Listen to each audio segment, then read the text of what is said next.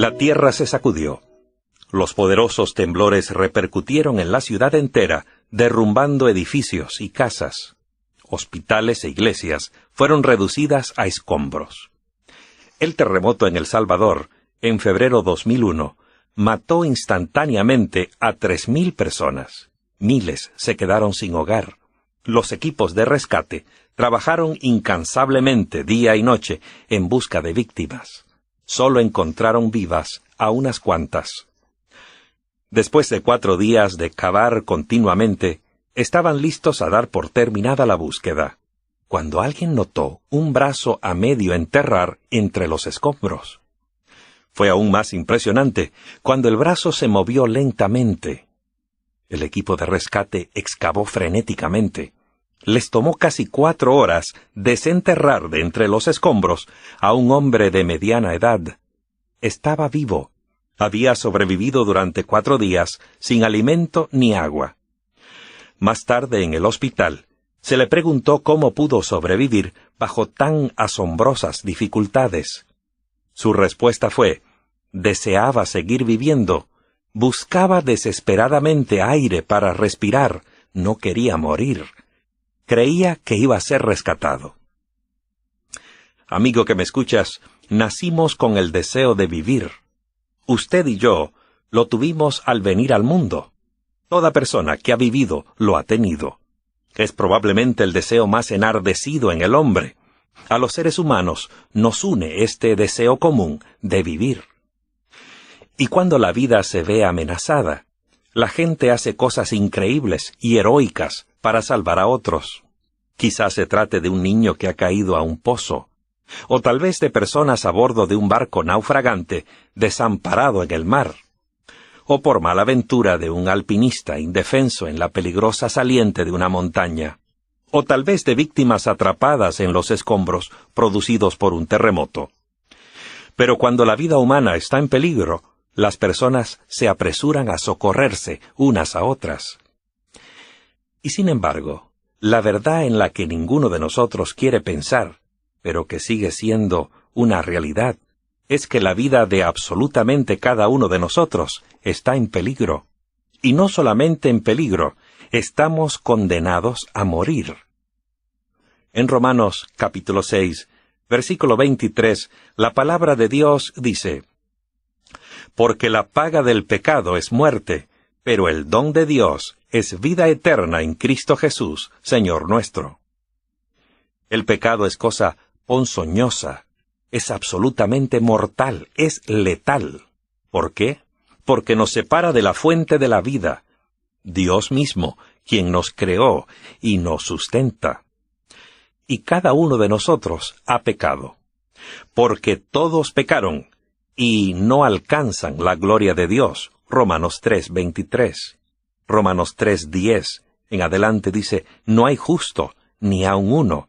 No hay quien entienda, no hay quien busque a Dios. Todos se apartaron, no hay quien haga lo bueno, no hay ni siquiera uno. Nuestros primeros padres, Adán y Eva, de los cuales desciende toda la raza humana, eligieron separarse de Dios al desobedecerlo y seguir sus propios caminos. Romanos 5:12. Así como el pecado entró en el mundo por medio de un solo hombre, y la muerte por medio del pecado, también la muerte pasó a todos los hombres, por cuanto todos pecaron. El resultado natural del pecado es la muerte. El porcentaje de muertes por causa del pecado es total. Adán iba a morir por causa del pecado, y también todos sus descendientes, incluyendo a cada uno de nosotros. Así que todos nos encontramos en un pozo profundo, atrapados e indefensos, condenados a morir hasta que alguien nos rescate. Lo malo es que todos estamos perdidos si alguien no nos salva. La buena nueva es que ese alguien ya hizo provisión para que seamos salvados. Efesios 2, 8 y 9. Porque por gracia sois salvos, por medio de la fe, y esto no de vosotros, pues es don de Dios, no es por obras, para que nadie se gloríe. Sí, todos hemos pecado. No hay duda al respecto. Pecamos con cada acto, palabra y hasta pensamiento egoísta. Imagine las innumerables veces que hemos pecado cada día. Y nuestro problema no es solamente los pecados que hemos cometido, es el hecho mismo de que somos pecadores. Una persona con una enfermedad mortal, que nunca reconozca su problema o no busque ayuda médica, va seguramente a morir. Y ese es el destino de los pecadores que fallan en reconocer su condición espiritual y buscar ayuda. El profeta Isaías dice en su libro, capítulo 59, verso 2, «Vuestras iniquidades son las que hacen separación entre vosotros y vuestro Dios». Dios es la fuente de toda la vida, y cuando Adán pecó, comenzó a morir. Pero un Dios de amor no nos dice el resultado del pecado sin darnos esperanza de salvación. He aquí las buenas nuevas. Porque la paga del pecado es muerte, sí, pero el don de Dios es vida eterna en Cristo Jesús, Señor nuestro. Romanos 6:23. La salvación es un regalo. No la merecemos, no la podemos ganar con nuestras propias obras, ni la podemos comprar a ningún precio. La mayoría de las personas creen que los seres humanos reciben perdón y vida eterna haciendo buenas obras. Se sientan sobre clavos puntiagudos, pensando que por torturar su cuerpo pueden ganarse el favor de Dios. Algunos golpean y hieren su cuerpo con látigos y cadenas, otros se punzan con filosos garfios. Otros caminan descalzos sobre carbones ardientes, buscando el favor divino a través de actos inusuales de abuso físico. Aún otros piensan que ganan méritos para la vida futura construyendo templos o alimentando a los religiosos. Y para otros no hay mayor gozo o mejor forma de ganarse el favor de Dios que una peregrinación a la Meca o morir en defensa del islamismo. Muchos cristianos hacen inadvertidamente lo mismo. Asisten a la iglesia, dan ofrendas y siguen la regla de oro de la Biblia, pensando que con ello ganan el favor de Dios y por lo mismo merecen la vida eterna. ¿Es eso posible? ¿Puede el hombre a través de penitencias físicas, angustia mental o actos de bondad sobornar a Dios para obtener perdón y vida eterna? ¿Nos ganamos la salvación como se gana en los deportes un trofeo o medalla de oro? La Biblia dice, porque por gracia sois salvos, por medio de la fe, y esto no de vosotros, pues es don de Dios, no es por obras, para que nadie se gloríe. Efesios 2, versos 8 y 9. No podemos salvarnos a nosotros mismos por nuestras obras, amigo que me escuchas. Tenemos que depender de la gracia, amor y favor de Dios, quien nos da la salvación gratuitamente. Si pudiéramos ganarnos la salvación, ya no sería un regalo. Imagine que su jefe le entrega un sobre y le dice que tiene un regalo para usted. Si usted descubre en él su cheque de pago por las 2 semanas anteriores, ¿podría esto llamarse un regalo? No, pues usted se lo ganó. Pero, ¿por qué el poderoso Dios que rige el universo habría de preocuparse por las personas en un planeta como perdido en las inmensidades del espacio? ¿Por qué simplemente no abandona al ser humano egoísta y rebelde y lo deja sufrir las consecuencias de su pecado? La respuesta se encuentra en la primera carta de San Juan. Dios es amor. Primera de Juan 4:8. Algunos de ustedes son padres. Y algunos de ustedes que me escuchan saben lo que pasa cuando se enferma un bebé y comienza a llorar día y noche. Usted intenta cualquier cosa con tal de mejorar la situación, pero nada parece ayudar. Camina de un lado a otro, le canta al bebé y sigue toda clase de consejos de sus amigos, pero nada funciona. Pero dígame algo. No importa cuán cansado se sienta, no importa por cuánto tiempo el bebé haya estado enfermo, ¿Pensaría alguna vez en regalar ese bebé o dejarlo que sufra solo? No. ¿Por qué no? Porque ama a ese pequeño e indefenso bebé, aún más por causa del dolor y sufrimiento que tiene que soportar. Así es también Dios. Sus hijos del planeta Tierra se enfermaron del mal espiritual del pecado. Y el dolor y sufrimiento que soportan no hace sino que Dios los ame todavía más.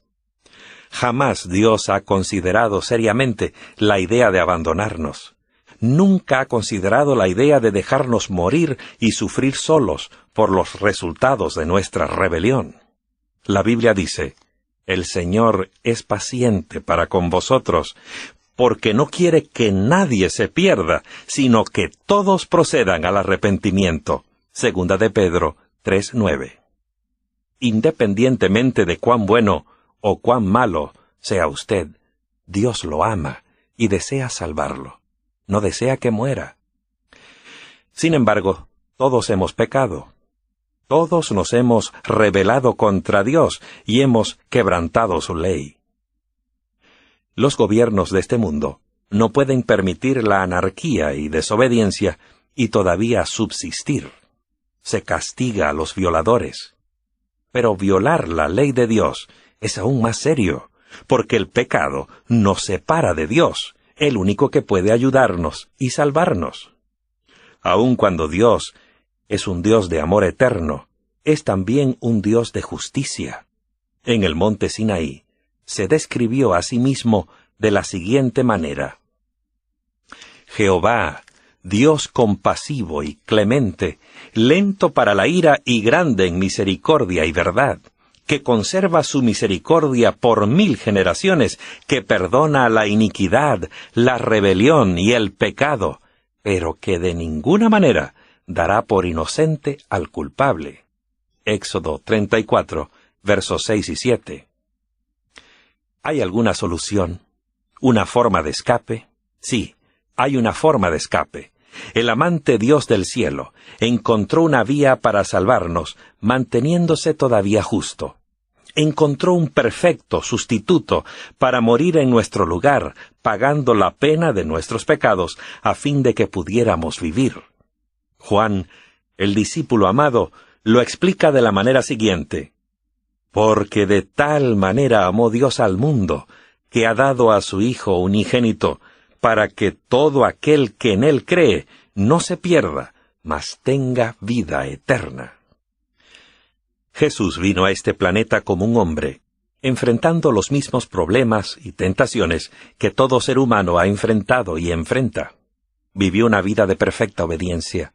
Entonces, como representante sin pecado de la raza humana, Cristo voluntariamente tomó sobre sí la culpa de cada persona que viviría en esta tierra y murió en su nombre. Romanos 5:19. El apóstol Pablo escribió: «Porque como por la desobediencia de un solo hombre, muchos fueron constituidos pecadores, así también, por la obediencia de uno, muchos serán constituidos justos». La muerte de Jesús no intentaba de ninguna manera aplacar a un Dios iracundo. Jesús se ofreció a morir para salvarnos de nuestros pecados, y Dios nos amó tanto que estuvo dispuesto a sacrificar a su único Hijo por nosotros. Jesús es el Cordero de Dios, el Cordero del sacrificio. Como pueblo escogido de Dios, los israelitas que caminaban por el desierto, cerca del monte Sinaí, después de haber sido libertados de Egipto por Moisés, veían diariamente en los símbolos y ceremonias una ilustración del plan de Dios para redimir al hombre caído. El tabernáculo del desierto, construido según las instrucciones específicas de Dios, con servicios instituidos por Dios, llamaba la atención constante del hombre hacia un futuro calvario.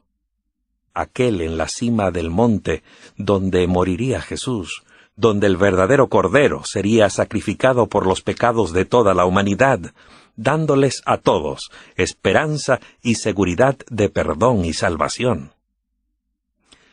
El pecador acudía trayendo un animal para el sacrificio. Colocaba sus manos sobre la cabeza de la víctima y confesaba su pecado. Entonces tomaba un cuchillo y lo mataba. Con ello simbolizaba que sus pecados habían causado la muerte del verdadero Cordero del sacrificio, que era Jesús. Desagradable, horroroso, sí, pero la cruz del Calvario, que trajo promesa de vida eterna al ser humano, fue todavía más desagradable. Sin embargo, por este acto demostró Dios que el pecado traía muerte, ya para el pecador o para el sacrificio inocente. En los tiempos bíblicos, la gente ofrecía sacrificios para mostrar su fe en la futura muerte del Hijo de Dios, aquel que habría de morir en lugar del hombre como su sustituto. Juan 1:29. Jesús era el verdadero sacrificio. Al acercarse Jesús para ser bautizado, dijo Juan el Bautista, en el mencionado texto: «He aquí el Cordero de Dios, que quita el pecado del mundo». Qué paradoja, que algunos de los hombres que vino a salvar se confabularon para matarlo. Jesús fue azotado, ridiculizado y sentenciado a ser crucificado, una de las formas de ejecución más crueles. Y sin embargo, la Biblia dice que aquel que no cometió pecado, ni fue hallado engaño en su boca, murió en esa cruz. Cristo fue crucificado en la época de Pascua. Era costumbre de los dirigentes romanos que durante esas festividades, como muestra de buena fe, se pusiera en libertad a un criminal. La turba prefirió a Barrabás y dejó morir a Jesús. Jesús fue identificado con los pecadores durante su muerte. Fue crucificado en medio de 2 ladrones. Y al llevar sobre sí los pecados de todo el mundo, clamó: Dios mío, ¿por qué me has desamparado? Sintió la terrible separación que produce el pecado. Jesús no podía sufrir la agonía de la separación de su Padre. Eso le quebrantó el corazón. La turba gritaba: «A otros salvó, a sí mismo no se puede salvar». Marcos 15:31. Y era verdad. No podía salvarse a sí mismo a la vez que salvar a los otros. Era Dios, pagando el precio por una raza perdida a causa de una ley quebrantada. Era la paga del pecado. Así fue como Dios, con un amor que no podía ser satisfecho hasta que el hombre fuese restaurado a su familia, dio a su propio Hijo para morir en lugar del hombre como su sustituto. Jesús fue tratado como nosotros merecíamos ser tratados, a fin de que pudiéramos nosotros recibir el trato que Él merece. Fue condenado por nuestros pecados y sufrió nuestra muerte a fin de que pudiéramos tener vida eterna. De esta manera Dios podía darnos vida eterna y todavía ser justo. No por ninguna cosa buena que hayamos hecho, sino porque Dios puede darnos crédito por lo que Cristo hizo, por la vida perfecta que Él vivió. Pablo el apóstol a los gentiles dijo: «Porque por gracia sois salvos, por medio de la fe». Esta fe es el centro mismo de la salvación. Cuando el carcelero de Filipos le preguntó al apóstol Pablo qué debía hacer para ser salvo, el apóstol le contestó: «Cree en el Señor Jesús, y serás salvo». Hechos 16:31. Sin embargo, no basta con creer simplemente que Cristo vivió en esta tierra. Eso no es una fe que pueda salvarnos. Se necesita algo más. Santiago 2:19 advierte: «También los demonios creen y tiemblan». Creer en Jesús significa más que reconocer que murió hace casi 2000 años. La Biblia dice: «Confía en Jehová con todo tu corazón y no te apoyes en tu propia inteligencia». Proverbios 3, versos 5 y 6. reconócelo en todos tus caminos, y Él enderezará tus sendas. Amigo que me escuchas, ¿confías en Él? ¿Realmente confías en Él? ¿Lo suficiente como para dejar que controle tu vida? Una fe salvadora significa confianza en el sacrificio de Cristo como pago suficiente, completo, por el precio de cada pecado que hayamos cometido. Significa creer que no es lo que hacemos lo que nos salva, sino aquello que Cristo hizo por nosotros en el Calvario. Ningún ser humano se puede jactar de que puede salvarse a sí mismo. Toda la gloria corresponde a Dios.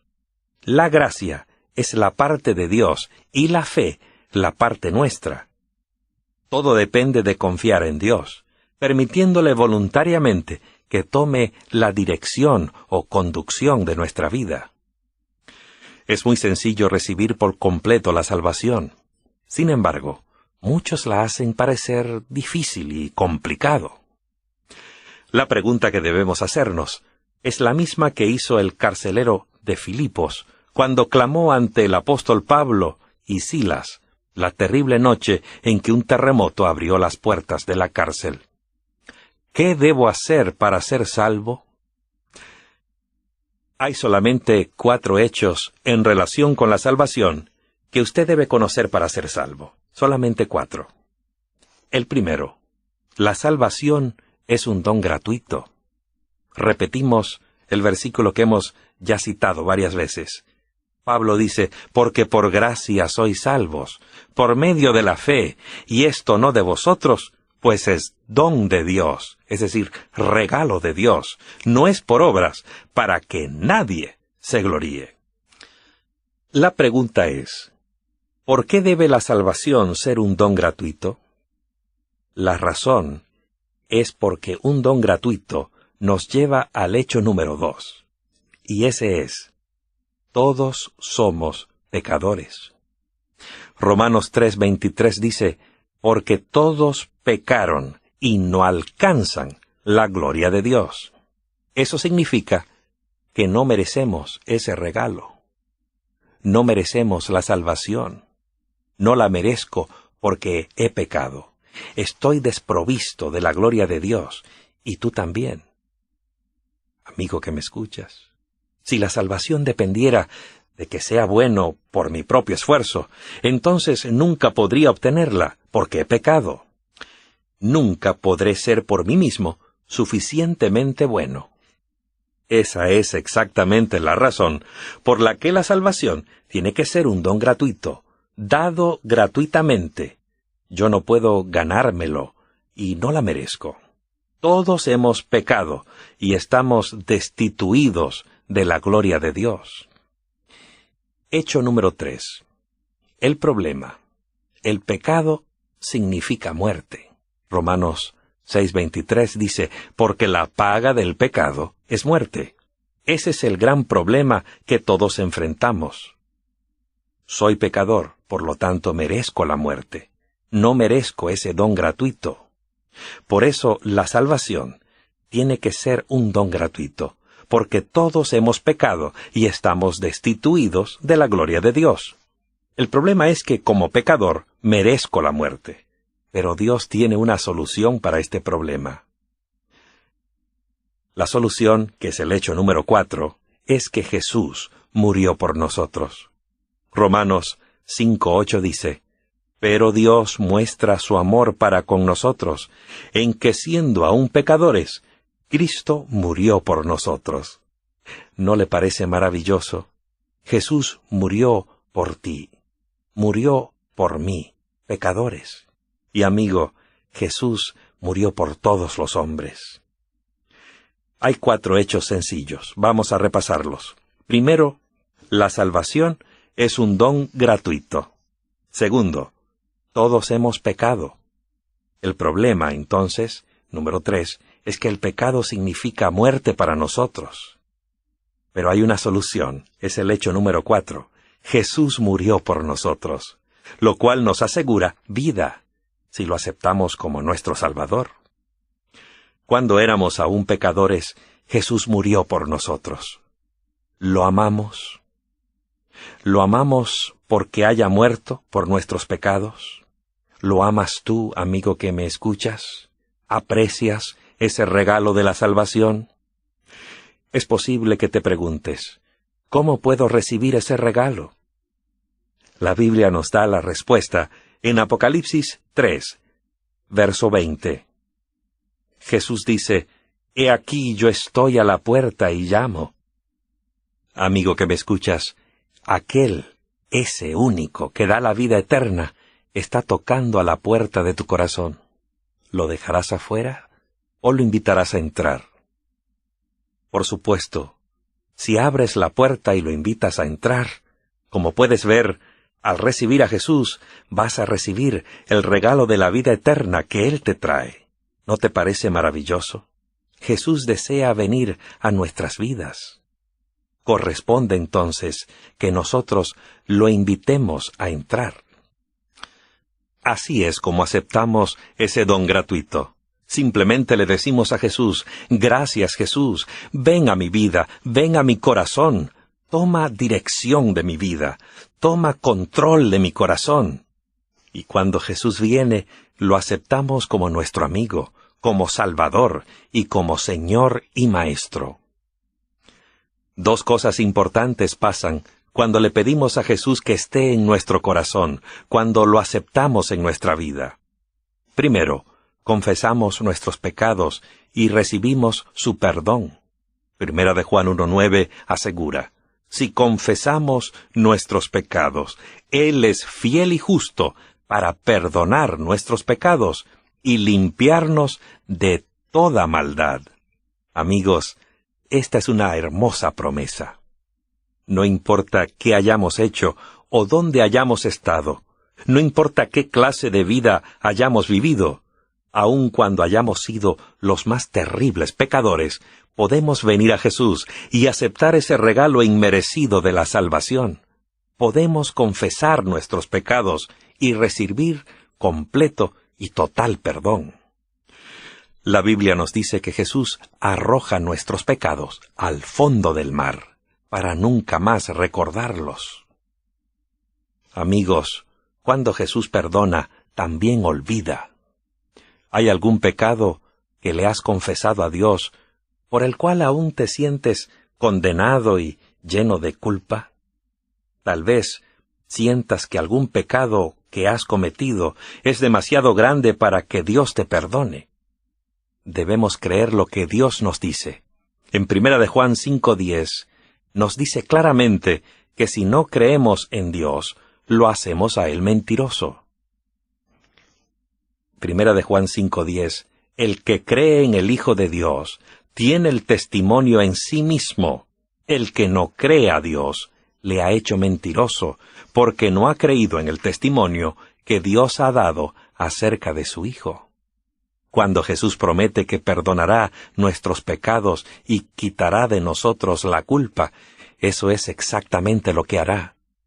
Cuando Jesús perdona, olvida, y eso es lo que debemos hacer también nosotros. Eso mismo dice el apóstol Pedro en Hechos 3:19. Por tanto, arrepentíos y convertíos para que sean borrados vuestros pecados. Si acudimos a Jesús, aceptamos su don gratuito de salvación, lo invitamos a nuestra vida, lo primero que sucede es que Él nos perdona y nos limpia, nos lava y arroja nuestros pecados a lo profundo de la mar. ¿No te parece maravilloso? Tal promesa hace que ames a tu Salvador, que es también el mío. Hay algo más que sucede cuando invitamos a Jesús a morar en nuestro corazón. Él nos da el poder para vencer nuestros pecados y llegar a ser más semejantes a Él al seguir sus pisadas. El ladrón no hurta más. El mentiroso deja de mentir. El alcohólico no bebe más. Juan 1:12 dice, «Pero a todos los que le recibieron, les dio derecho de ser hechos hijos de Dios, a los que creen en su nombre». Él nos dará el poder de convertirnos en sus hijos e hijas. Ya no estaremos más controlados por Satanás, ya no seremos hijos de las tinieblas. Él nos dará el poder de caminar en sus huellas. Al creer en Él y aceptar su regalo de salvación, nos dará el poder de ser vencedores. Si tambaleamos y caemos, después de haber recibido el regalo, Él nos perdona una y otra vez. Entonces nos da el poder para vencer, creciendo más y más a semejanza de Jesús. Es un proceso de crecimiento, el aprender a tener fe y confianza en Jesús nuestro Salvador. Tal vez no seamos aún perfectos, pero seremos perdonados. Satanás ya no es nuestro amo. Jesús, entonces, es nuestro Señor. Como puede verse a la luz de las Escrituras, creer significa tener fe y confianza y aceptar ese regalo de salvación. Él nos perdona nuestros pecados y nos da también el poder de seguir sus pasos. Cuando respondemos a su toque en la puerta de nuestro corazón y lo invitamos a entrar, Jesús limpia nuestro corazón pecaminoso y nos perdona. Nos da el poder de cambiar, de ganar la victoria sobre el pecado y de llegar a ser más y más semejantes a Él. Y cuando Jesús vive en nosotros, podemos saber con absoluta certeza que tenemos la vida eterna. ¿Lo sabes tú, amigo que me escuchas? No tenemos que preocuparnos de si seremos salvos y si viviremos para siempre con Jesús. El que tiene al Hijo tiene la vida. El que no tiene al Hijo de Dios no tiene la vida. Primera de Juan 5, 12 y 13. Estas cosas os he escrito a vosotros, sigue diciendo el apóstol Juan, que creéis en el nombre del Hijo de Dios, para que sepáis que tenéis vida eterna. Jesús desea que sepamos aquí y ahora que tenemos vida eterna. Podemos saber aquí y ahora que si invitamos a Jesús a nuestro corazón, recibimos la seguridad de nuestra salvación. Jesús extiende esta invitación a todos, en todas partes, a fin de que todo aquel que en Él cree no se pierda, mas tenga vida eterna. Dios puede convertir en victoria la situación más desesperada. Ninguna vida es demasiado mala, ningún pecado es tan grande como para que Cristo no pueda perdonarlo. El 31 de diciembre de 1995, John Clancy, un bombero veterano de Nueva York, condujo a su equipo hasta un edificio de apartamentos en llamas, en un mal reputado distrito de Manhattan, afectado por las drogas. El fuego se salía de control, y los bomberos estaban muy preocupados porque hubiese alguien todavía dentro del edificio, aun cuando los únicos que lo usaban eran vagabundos, drogadictos, alcohólicos y prostitutas. De todas maneras, Clancy y sus colegas decidieron atravesar el llameante infierno para conducir una operación de búsqueda y rescate. El edificio estaba lleno de humo, haciendo completamente nula la visibilidad. Los bomberos estaban arriesgando su vida al tratar de encontrar vagabundos que estuvieran usando el edificio como hogar temporario. De pronto, el techo del segundo piso se derrumbó y John Clancy quedó atrapado. Sus colegas se esforzaron febrilmente por librarlo del ardiente holocausto, pero cuando lograron sacarlo, era demasiado tarde. Su cuerpo se había quemado al grado de volverse irreconocible. El último día de 1995 fue el último también en la vida de este valeroso bombero.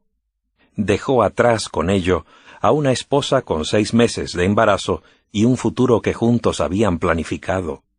John Clancy creía que cualquier vida era valiosa. Por eso estuvo dispuesto a arriesgar la propia para salvar a cualquiera que se encontrara en el edificio.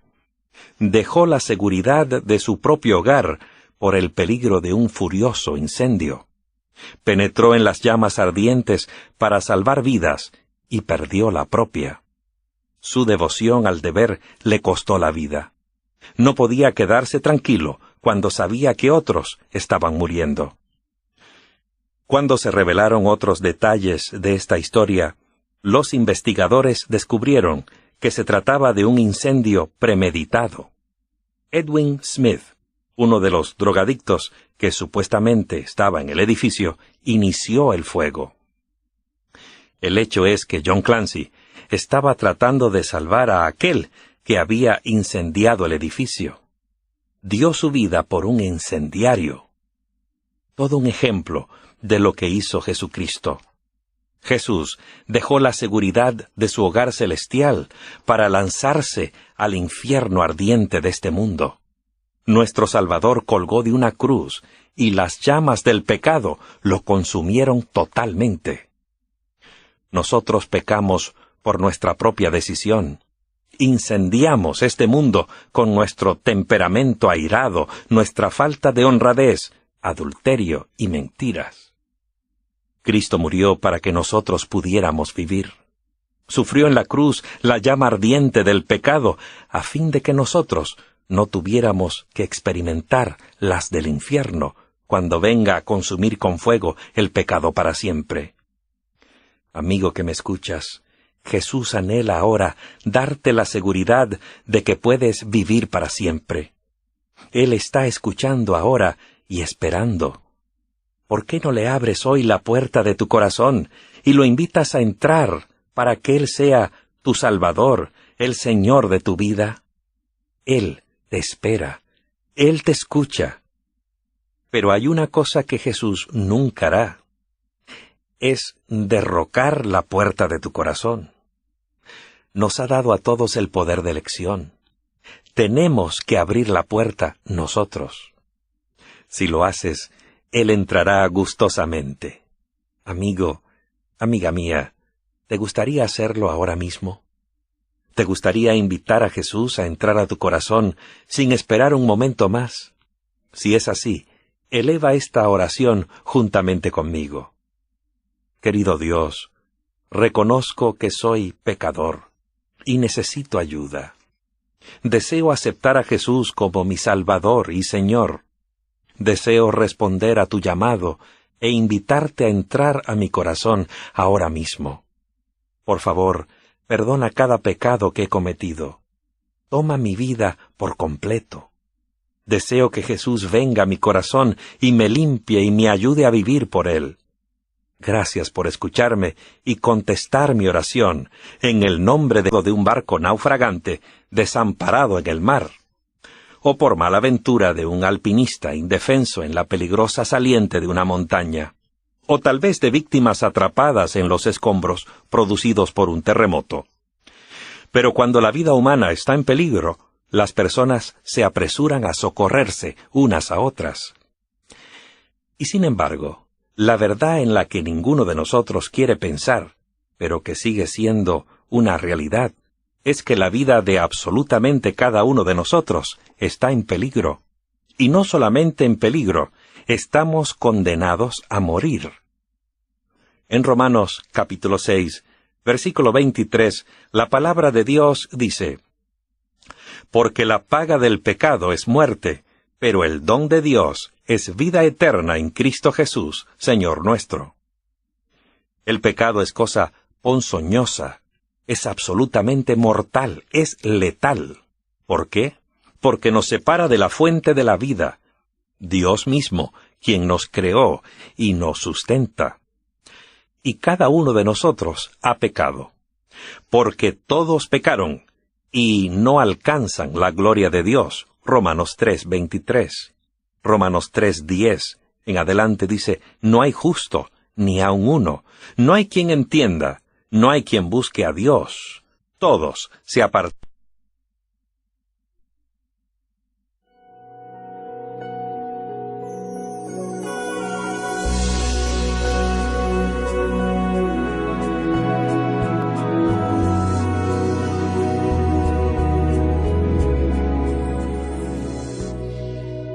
La tierra se sacudió.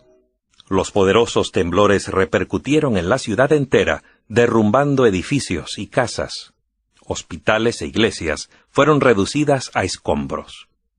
El terremoto en El Salvador, en febrero 2001, mató instantáneamente a 3.000 personas. Miles se quedaron sin hogar. Los equipos de rescate trabajaron incansablemente día y noche en busca de víctimas. Solo encontraron vivas a unas cuantas. Después de 4 días de cavar continuamente, estaban listos a dar por terminada la búsqueda, cuando alguien notó un brazo a medio enterrar entre los escombros. Fue aún más impresionante cuando el brazo se movió lentamente. El equipo de rescate excavó frenéticamente. Les tomó casi 4 horas desenterrar de entre los escombros a un hombre de mediana edad. Estaba vivo. Había sobrevivido durante 4 días sin alimento ni agua. Más tarde en el hospital, se le preguntó cómo pudo sobrevivir bajo tan asombrosas dificultades. Su respuesta fue: deseaba seguir viviendo, buscaba desesperadamente aire para respirar, no quería morir. Creía que iba a ser rescatado. Amigo que me escuchas, nacimos con el deseo de vivir. Usted y yo lo tuvimos al venir al mundo. Toda persona que ha vivido lo ha tenido. Es probablemente el deseo más enardecido en el hombre. A los seres humanos nos une este deseo común de vivir. Y cuando la vida se ve amenazada, la gente hace cosas increíbles y heroicas para salvar a otros. Quizás se trate de un niño que ha caído a un pozo, o tal vez de personas a bordo